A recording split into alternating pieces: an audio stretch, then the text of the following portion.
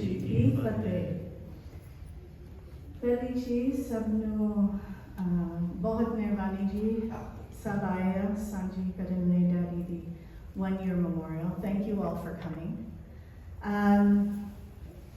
You know what I'd really like to touch on real quick, because I have a little surprise for you all, is this whole idea of Ik Onkar, the starting of Sri Guru Granth Sahib Ji.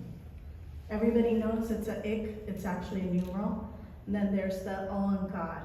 You can actually connect the two with one line.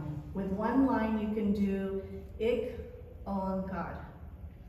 A lot of people will ask me, you know, especially with this memorial coming up, do you remember your dad? And I'm like, the very first thing in Sri Guru Granth Sahib Ji is Ik Onkar. One becomes many, and many goes back into one. This whole idea, every time we say Waheguru, anytime we do anything, any person we look at, it's Waheguru. So every time we look at another, we see Dad. And if you don't, then that's not what Sikhi is all about. So that's what Dad, being a scientist, trained as a scientist, as a medical doctor, he would always run competitions with the kids. I have a brother and sister. And he would always say, draw a picture of Waheguru. Draw Ik Onkar. What are the colors of Paima Kansha Lubana? What are the colors of Guru Nanak? What is Sri Guru Granth Sahib? How do you depict that in art? He's trained as a scientist, but his love for arts was amazing because he knew to understand, to experience, it could only be done through that balance. Experience is something we can't transfer. And as you all know, Sikh, a lot of times we'll say, well, Sikh means seeker. Here's a poem that my Puaji, Daljeet Puaji, she found.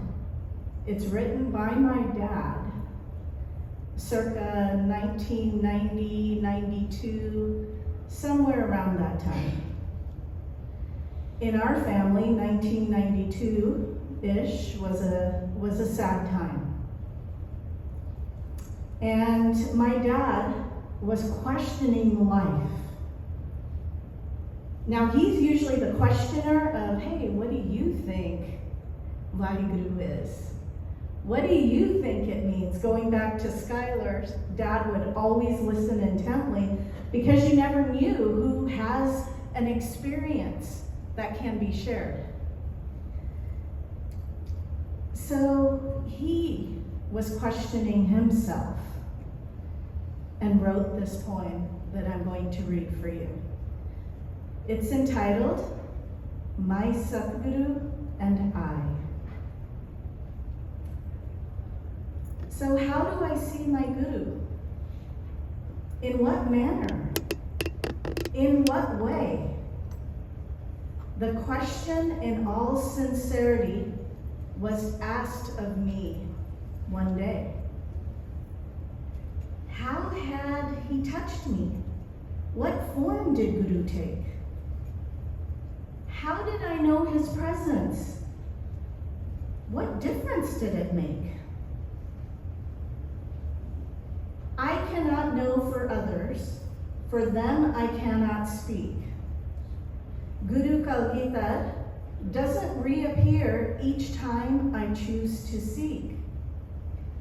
He doesn't come at my command to stand before my eyes, but every now and then, as he appeared to Joka Singh, will catch me by surprise.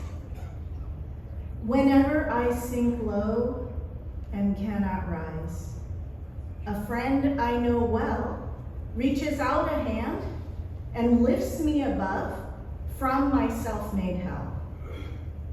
Once I stopped to shake the hand that enabled me to stand, I was wonderstruck to see that hand reached towards me was Guru Nanak's loving hand.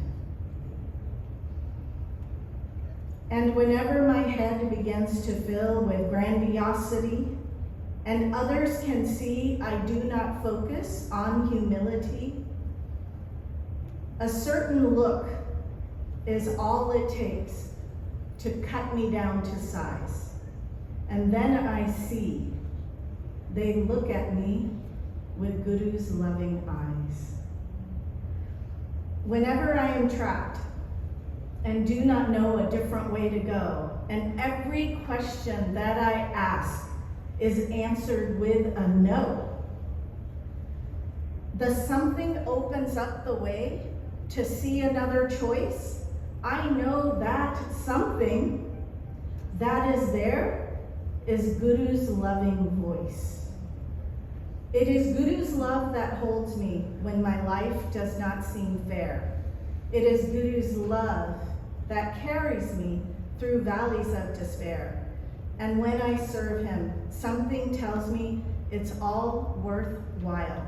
Like Honorable Kanhaiya, I see on people's faces Guru's loving smile. Blessed Satguru, thank you for your eternal love and instruction. Always may Nam Simran, ethical living and selfless service, be enshrined in our hearts and in our practice, in loving remembrance of our Waheguru and 10 Divine Masters. May all our life's trials and tribulations be gradually banished, leaving behind peace and comfort. Kirpal Singh, MD. Waheguru Ji Ka Khalsa,